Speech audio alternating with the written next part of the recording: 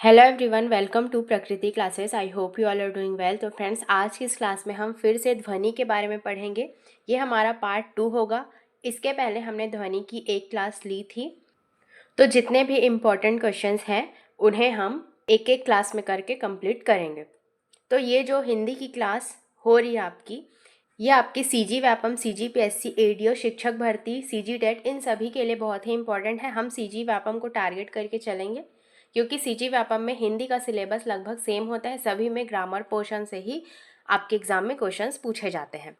तो जिन्होंने भी हमारे चैनल को सब्सक्राइब नहीं किया है वो हमारे चैनल को सब्सक्राइब कर लीजिए, और अगर आपको वीडियो पसंद आए तो लाइक, कमेंट एंड शेयर ज़रूर कीजिए। और आप हमारे टेलीग्राम से भी जुड़ सकते हैं, लिंक आपको डिस्क्रिप्शन में मिल जाएगा। इन सभी क्लासेस की पीडीएफ आपको हमारे टेलीग्राम चैनल में मिल जाएंगी। तो जिन्होंने भी टेलीग्राम को ज्वाइन नहीं किया है वो हमारे टेलीग्राम को ज्वाइन कर सकते हैं। तो चलिए आज की इस क्लास को हम स्टार्ट करते हैं। जैसे ही ध्वनि का टॉपिक कंप्लीट होगा वैसे ही हम नेक्स्ट टॉपिक की ओर बढ़ेंगे। एक एक करके हम हर एक टॉपिक से इम्पॉर्टेंट क्वेश्चंस को यहाँ पर कवर करते हुए चलेंगे। तो चलिए आज का सबसे पहला क्वेश्चन आप इसमें देख सकते हैं। ओ और अ किस प्रकार के वर्ण हैं? वर्ण को ही हम ध्वनि कहते हैं। तो ओ और अ किस प्रकार के वर्ण हैं? तालव्य, मूर्धन्य, दंतोष्ठ या फिर कंठोष्ठ। तो जो ओ और अ है वो आपके हो जाएंगे कंठोष्ठ, मतलब कि ऑप्शन नंबर डी इसमें आपका सही हो जाएगा। अब नेक्स्ट आप इसमें देख सकते हैं, इनमें से ओ का उच्चारण स्थान कौन सा है? दंत, मूर्धा, दंत या फिर कंठ, ओष्ठ। ओ और अ है वो कंठ ओष्ठ के अंतर्गत ही आते हैं, तो ऑप्शन नंबर डी इसमें सही हो जाएगा। ये जितने भी क्वेश्चंस हैं वो आपके एग्जाम में पूछे गए क्वेश्चंस हैं और आने वाले एग्जाम में पूछने की संभावना बहुत ही अधिक है। तो इसीलिए ये जो सभी क्वेश्चंस हैं वो बहुत ही आपके लिए इम्पॉर्टेंट है। नेक्स्ट आप इसमें देख सकते हैं, ई, च, छ, ज, झ, इया आदि का उच्चारण स्थान किससे होता है? कंठ से, मूर्धा से, तालव्य से या फिर ओष्ठ से। तो ऐसे वर्ण जिनको उच्चारण में जो हमारी जीभ होती है वो तालु को स्पर्श करती है, आप उच्चारण करके स्वयं देख सकते हैं। अगर जीभ आपके तालु को स्पर्श करती है तो उन्हें तालव्य वर्ण कहते हैं। और इसमें आपके आ जाते हैं ई, च, छ, ज, झ, इया। जितने भी च वर्ण में हैं वो आपके तालव्य के अंतर्गत आते हैं और उनमें से ई और ई भी तालव्य के अंतर्गत आते हैं। तो ऑप्शन नंबर सी इसमें बिल्कुल सही हो जाएगा। अब नेक्स्ट आप इसमें देख सकते हैं क्वेश्चन नंबर 4। वर्णमाला का कौन सा अक्षर पुल्लिंग नहीं है? ज, आ, च, ट, ई या फिर अ और प। तो इसमें आप देख सकते हैं जो ई और ई है वो आपके पुल्लिंग के अंतर्गत नहीं आता। ये जो है स्त्रीलिंग का निर्माण करता है, स्त्रीलिंग का निर्माण करता है। जैसे कि आप देख सकते हैं स्त्री, स्त्री में ई लगा हुआ है तो ये एक स्त्रीलिंग है। नदी में भी स्त्रीलिंग है, इसमें भी ई का उच्चारण हुआ है। तो इस प्रकार से ये स्त्रीलिंग के अंतर्गत आएगा, पुल्लिंग के अंतर्गत नहीं आएगा। तो ऑप्शन नंबर सी इसमें हमारा सही हो जाएगा। अब नेक्स्ट आप इसमें देख सकते हैं क्वेश्चन नंबर 5। इस शब्द में री स्वर नहीं है? कृपा, कृष्ण, दृष्टि या फिर आज। तो ऑप्शंस देखकर ही समझ आ रहा है कि आज में री स्वर का कहीं भी उल्लेख नहीं है, लेकिन इन सभी में री स्वर का उल्लेख है, तो इसीलिए ऑप्शन नंबर डी इसमें सही हो जाएगा। नेक्स्ट आप इसमें देख सकते हैं क्वेश्चन नंबर 6। निम्नलिखित में से कौन से शब्द में री की मात्रा का उपयोग हुआ है? क्रिया, वर्षा, रिपु और वृष्टि। अगर आप इसे तोड़कर देखेंगे तो जो वृष्टि है उसमें री का उल्लेख हुआ है। जैसे कि आप अगर वृष्टि को तोड़ेंगे तो व के बाद आपका आ जाएगा री, फिर आपका आएगा श, फिर आपका आएगा ट, फिर आ जाएगा ई। तो इस प्रकार से आप देख सकते हैं यहाँ पर आपके री का उल्लेख हुआ है, री की मात्रा का उपयोग हुआ है। बाकी जो वर्षा, क्रिया, रिपु है इसमें री का कहीं भी उल्लेख नहीं है, तो ऑप्शन नंबर डी इसमें सही हो जाएगा। इसी प्रकार से आप शब्दों को तोड़कर देखेंगे तो आपको मात्राओं का पता चल जाएगा। नेक्स्ट आप इसमें देख सकते हैं, निम्नलिखित में से कौन से शब्द में अनुनासिकता है? संभावित, संभावना, संभव या फिर संभालना। जो अनुनासिक शब्द होता है उसमें उच्चारण में वायु नाक से कम, मुख से अधिक निकलती है।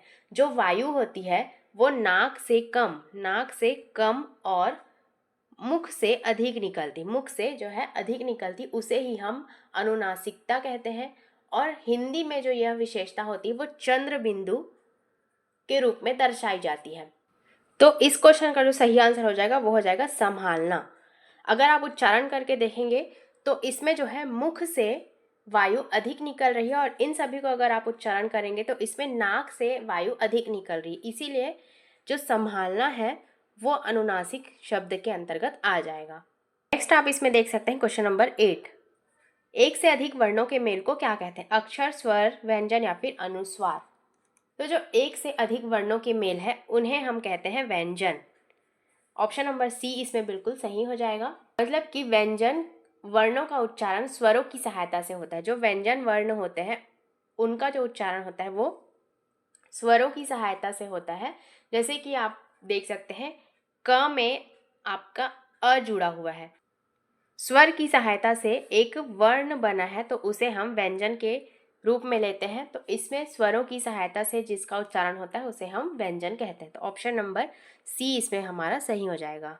नेक्स्ट आप इसमें देख सकते हैं हिंदी वर्णमाला में व्यंजनों की संख्या है। तो ऑप्शंस इसमें दिए गए हैं 32, 34, 33 और 36। तो आप सभी को पता होगा कि जो हिंदी वर्णमाला है उसमें व्यंजनों की संख्या होती है 33 और स्वरों की संख्या होती है 11। टोटल मिलकर इसमें होते हैं 52 वर्ण। तो जो व्यंजनों की संख्या है वो हो जाती है 33। इसमें आपके आ जाते हैं क वर्ग, च वर्ग, ट वर्ग, त वर्ग और प वर्ग, और इसके अलावा इसमें आते हैं य, र, ल, व और श, श, स, ह। जो श, श, स, ह है वो आपके आ जाते हैं ऊष्म व्यंजन के अंतर्गत, और जो आपके य, र, ल, व है वो आपके आ जाते हैं अंतस्थ व्यंजन के अंतर्गत। और इसके अतिरिक्त जो आते हैं वो है आपके छ, त्र, ज्ञ, श्र, ये आपके होते हैं संयुक्त व्यंजन। तो इन सभी के बारे में आपको पता होना चाहिए। हर एक व्यंजन से आपके एग्जाम में क्वेश्चंस बनते हैं। नेक्स्ट आप इसमें देख सकते हैं क्वेश्चन नंबर 10, निम्नलिखित में से कंठ ध्वनियां कौन सी हैं? क, ख, य, र, च, ज या फिर ट और न।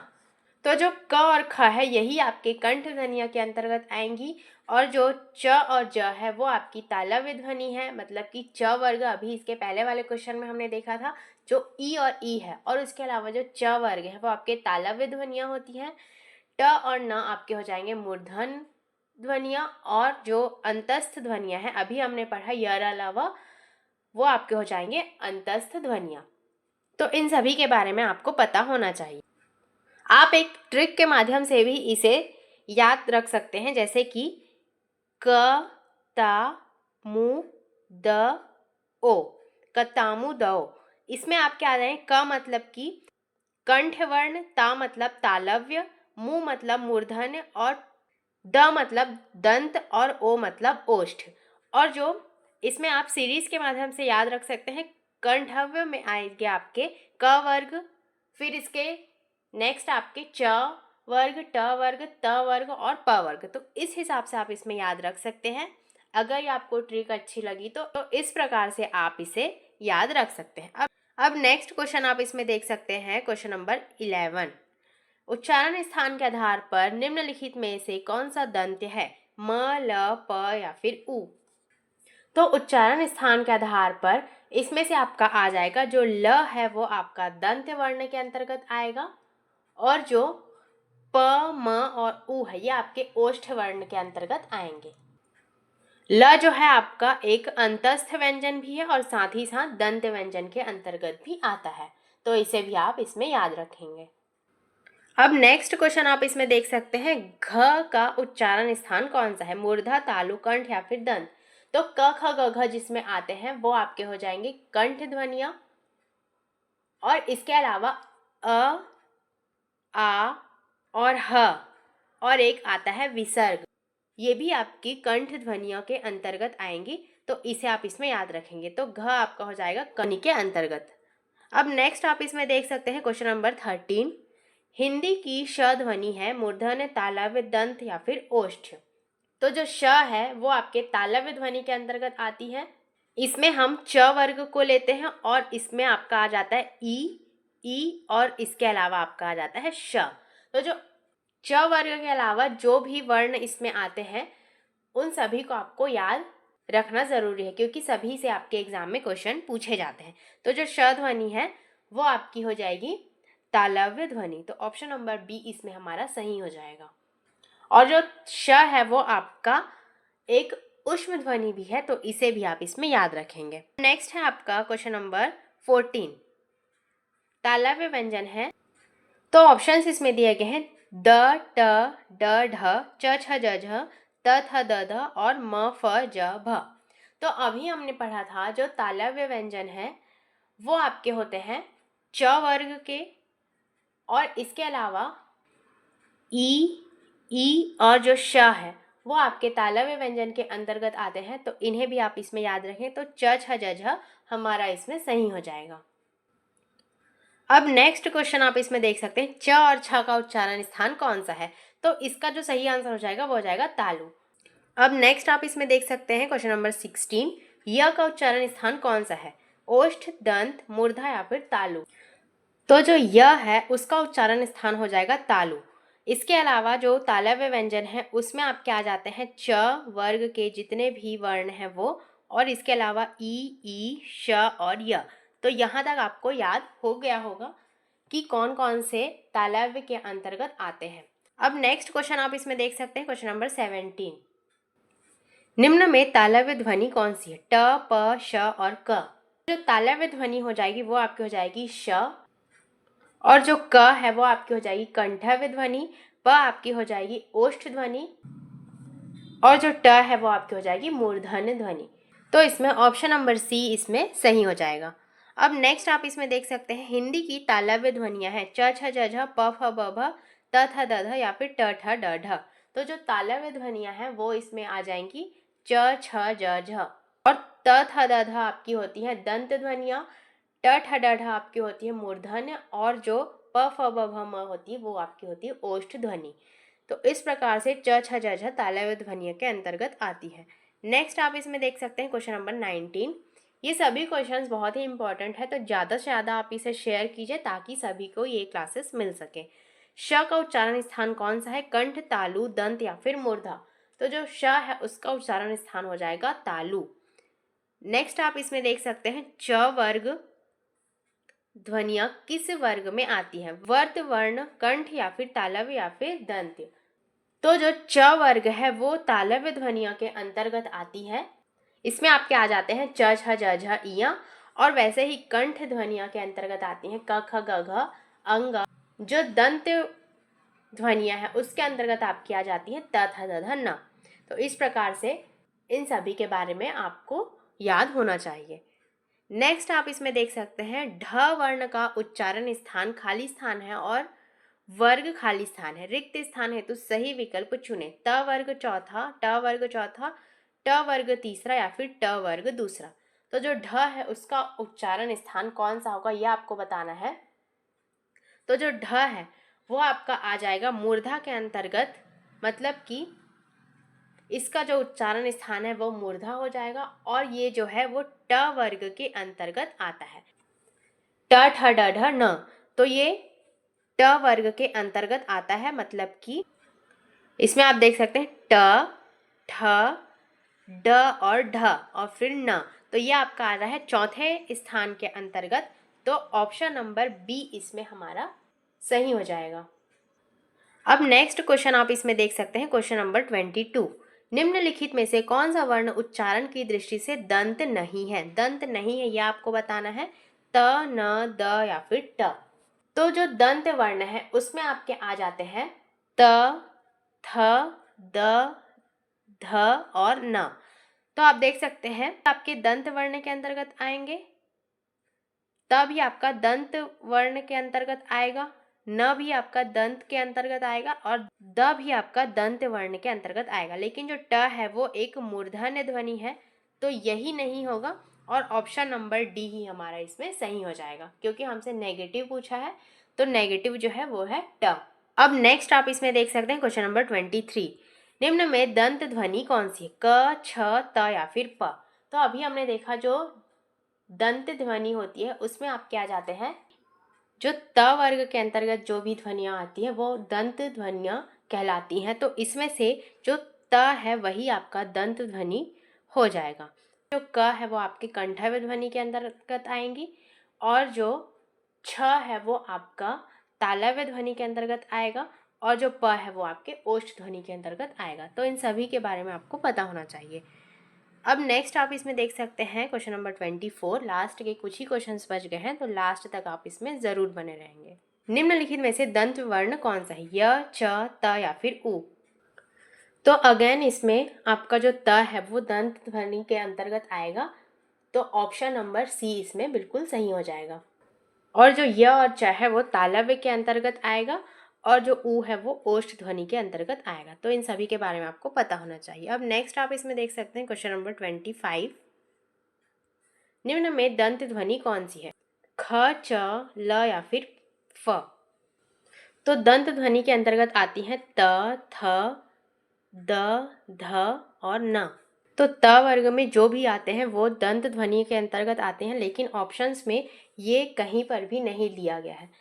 लेकिन इसके अलावा जो दंत ध्वनियाँ होती हैं उसमें आ जाती हैं ल और स। तो इसे भी आप इसमें याद रखेंगे, तो इसमें जो ल है वही आपका दंत ध्वनि हो जाएगा।